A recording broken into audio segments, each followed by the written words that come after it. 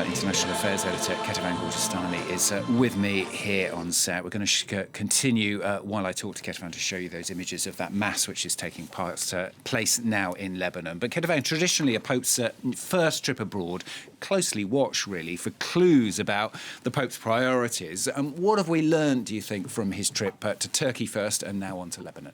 Well, I think there are two main themes that have come out of the six-day trip. One is that the Pope is someone who has been an outspoken critic of war and of conflict around the world. And the second one is his focus as a champion of interfaith dialogue. First, the message of peace and the criticism of a war. He really insisted on that both in Turkey and in Lebanon. In Turkey, he talked about the dangers for the future of the world when it comes to those conflicts, wherever they may be. He also criticized, quote, the ambitions and choices that trample on justice and peace, warning about those who try to use religion for justifying conflicts around the world.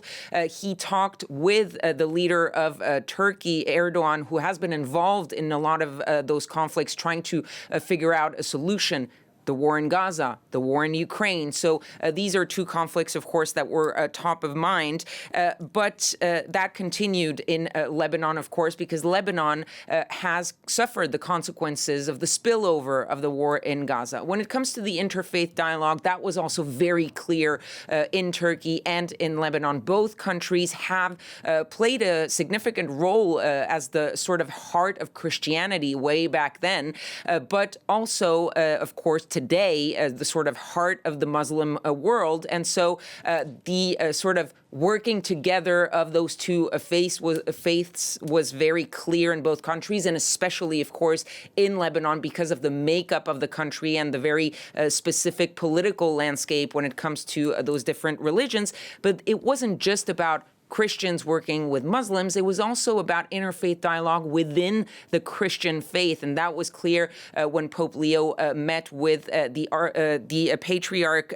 Bartolomeo, who is, of course, the leader of the Orthodox Christians of the world. And what was very interesting is that they met with a bunch of different leaders from smaller Christian sects, and what the person who was not there, the representative who was not there, was that of the Patriarch of Moscow, Kirill, who is, of course, a champion and a supporter of Vladimir Putin and of the war in Ukraine. Well, the politics and the religion behind it all, if you like. Did we learn any more about his actual personal style?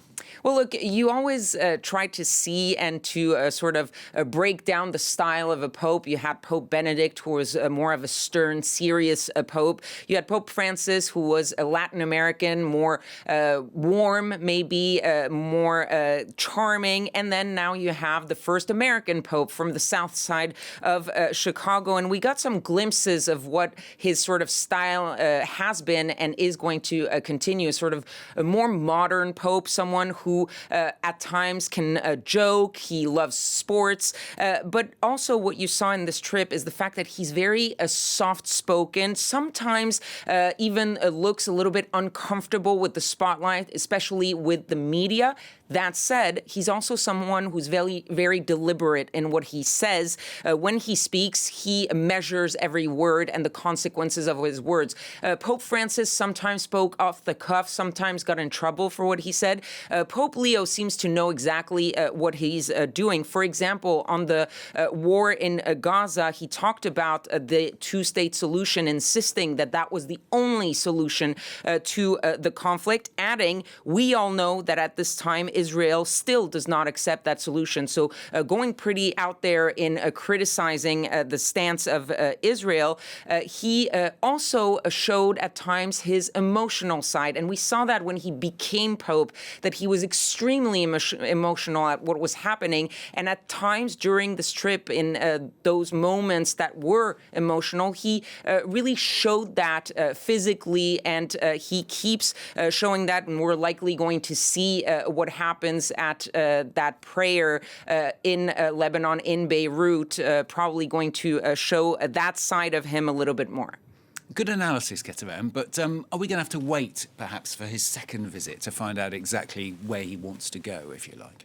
Absolutely, because as much as he has managed to make this trip a little bit of his own and show a little bit what his priorities are, he did not actually choose this trip. He inherited it from Pope Francis, who had started, it seems, working on this trip to the Middle East before he got very ill and wasn't able to actually travel and take that trip before his death. So Pope Leo, in sort of a tribute, actually went through with that trip. So it's going to be interesting to see what he chooses as his first international trip and what he decides the main message of that trip is going to be. And what I will be looking out for is probably his political side, because he is the first American pope, and he has been extremely outspoken about what is happening in his own country, the United States, under Donald Trump, at times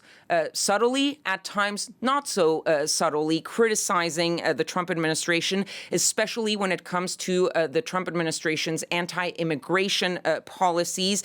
He has been very outspoken about those arrests, about the way that these immigrants have been deported, the violence of those ICE raids that we've talked about on air many times. He even questioned the position of Republicans, who are usually in the United States the champions and the bearers of religion in the United States, who talk about being pro-life, of course, when it comes to abortion, but pro-life in general. And the Pope said this: I don't know that that's pro-life, referring to the way that the Republicans and the Trump administration are treating immigrants in the United States these days. And he even went even further, talking about something that is extremely political and controversial right now that we've been talking about on our air, those strikes on the suspected drug boats in the Caribbean. He discussed this. He talked about this and criticized the bombings as saying, I think violence won't win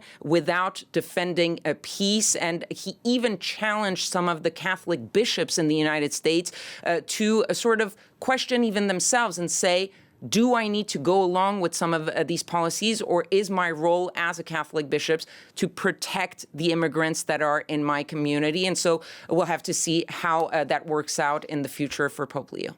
Kethevane, thanks very much. Kethevane Gorjestani there, those images live while Kethevane was talking from the port of Beirut as the Pope attends that Mass there. Thanks very much.